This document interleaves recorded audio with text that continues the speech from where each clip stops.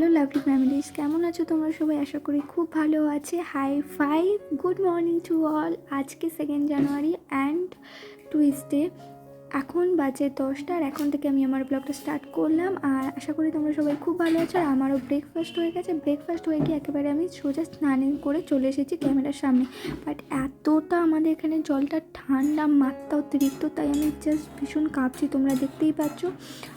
কিছু কিছু জায়গায় দেখবে যে কিছু জল ভীষণ গরম থাকে, ঠান্ডাকালে গরম, গরমকালে ঠান্ডা, এরকম মিশিয়ে আসে। বাট আমাদের এখানকার জলটা সবসময় অতিরিক্ত ঠান্ডা থাকে। মানে কি বলবো, আমি জাস্ট লিটারেলি কাঁপছিলাম, এতটাই ঠান্ডা ছিল। তো অনেকক্ষণ রোদ্দুরে বসার পর একটু একটু নর্মাল হতে হতো, তারপর আস্তে আস্তে ঠিক হলাম। আর আমি এখন ভয়েস করতে বসেছি, প্রায় রাত 10টা বাজে। ব্লগ এখন এডিট করে তারপর আপলোড করব। জানি না আজকে পারবো কি না, তবে চেষ্টা করব ডেলি দিয়ে দেওয়া, নাহলে পেন্ডিং পড়ে থাকে এই আর কি। তো অনেকটা নর্মাল হবার পর তো বসে থাকলে তো টাইম চলেই যাচ্ছে। অলরেডি আমি স্নানও করতে গেছিলাম এটাই অনেকটা। তো তারপর বডি লোশন সব কিছু যেগুলো মাখতে হয় মেখে নিয়ে খেতে বসবো। তো চলো কাজগুলো করে নিই।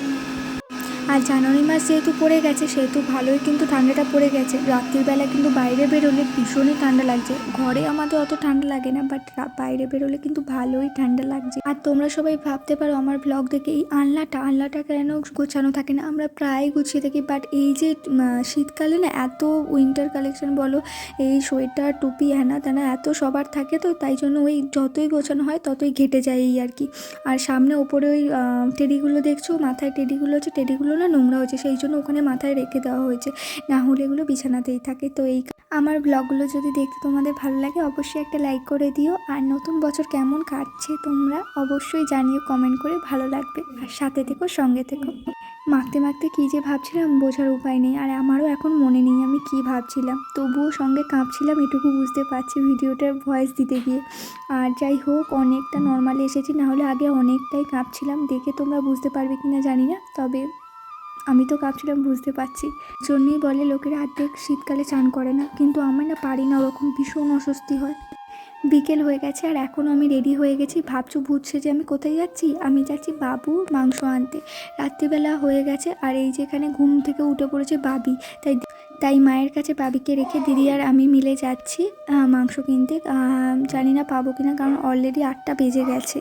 আর আমি আর দিদি বেরোচ্ছিলাম বলে বাবি এরকম করুণ মুখ করে তাকাচ্ছিল। আর অলরেডি আমি চলেও এসেছি, আর এই যে ভূত থেকে একদম মানুষ রূপে চলে এসেছি। তো এখানেই ব্লগটা শেষ করছি, আবার একটা নতুন ব্লগে তোমাদের সাথে দেখা হবে। আর বাবিও এখানে ঘুমোচ্ছে আর বাবু এখানে ঘুমোচ্ছে, এসে দেখলাম। তো আজকের ব্লগটা এইটুকুই। নতুন একটা ব্লগে অবশ্যই দেখা হবে কালকে। Tata, bye bye, good night, ভালো থেকো, সুস্থ থেকো, সাবধানে থেকো, পাশে থেকো, সঙ্গে থেকো।